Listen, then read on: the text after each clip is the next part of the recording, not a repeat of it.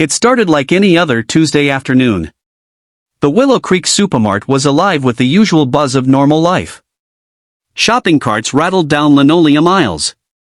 The sharp beeping of checkout scanners rose and fell like mechanical birds chirping.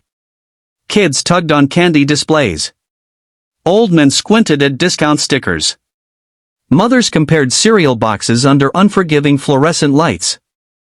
A light scent of rotisserie chicken wafted through the air, mixed with something cold and sterile from the cleaning aisle. Nothing seemed out of the ordinary.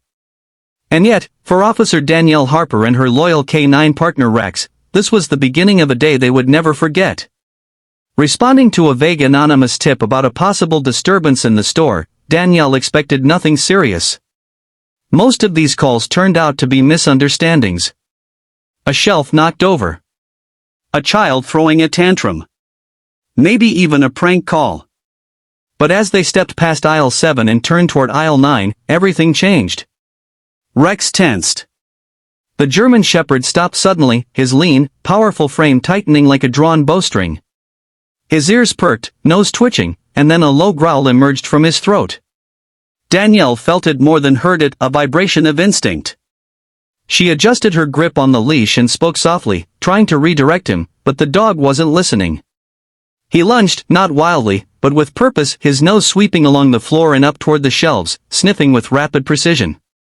Then he locked onto a specific section of the cereal aisle, a seemingly harmless row of colorful boxes featuring smiling teddy bears and honey oats. Rex stopped, stared, and then did something that sent shivers down Danielle's spine. He froze completely. He didn't bark, didn't move, didn't even twitch. It was as if he had turned into stone, eyes locked onto something no one else could see.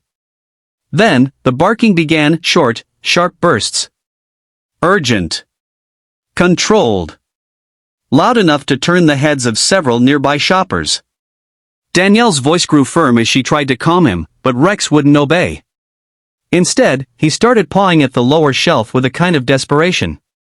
Something was wrong. Something was hiding. Heart racing, Danielle stepped closer, knelt, and began removing cereal boxes one by one. A growing crowd gathered at the end of the aisle, curious, confused, some already lifting their phones to record. As she pulled away the final box in the second row, her breath caught. Behind the neatly arranged cereal display, wedged between the steel shelf wall and a dusty beam, was a tiny shape, fragile, unmoving. A girl. A real, living child, curled in on herself like a trapped animal. Her skin was pale, her hair tangled in knots, and her dress was stained and torn. Her wide hazel eyes blinked, slow and uncertain.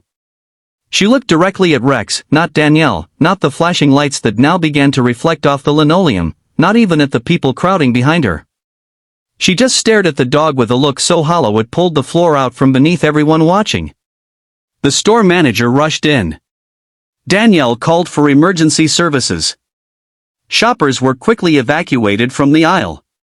The little girl didn't speak a word, didn't flinch when gentle hands lifted her out from behind the shelf and placed her onto the stretcher.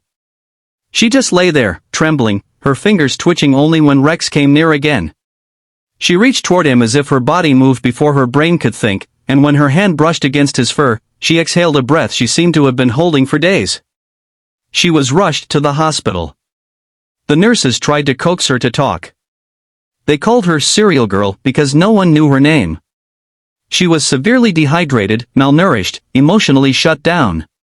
She didn't react to toys, or cartoons, or even ice cream. She simply stared out the window in silence. Until the day Danielle came to visit. Not alone, but with Rex. The moment the dog walked into the room, the girl turned her head. Slowly, uncertainly. She rose from the edge of her hospital bed and stepped toward him. The nurses held their breath. She crouched down beside him and whispered a single word that cracked every heart in that room. Doggy. From that moment on, everything began to change. Officer Danielle made it her mission to find out who this little girl was. Hours of phone calls, missing persons databases, and old surveillance footage finally pieced together the broken puzzle. Her name was Ellie. Her mother had died in a tragic car crash months earlier. With no known family, Ellie had been placed into the foster system, but not all foster homes are loving ones. Details were scarce, but it became clear that Ellie had run away, scared and mistreated.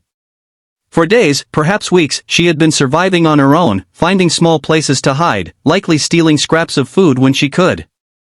She had somehow entered the supermart and found a dark corner behind the cereal display. She hadn't come to be found. She had come to disappear. But Rex had found her. The story reached the news. The image of Ellie clinging to Rex went viral. But for Danielle, it was more than headlines, it was personal. Rex wasn't just a dog. He had been a stray once.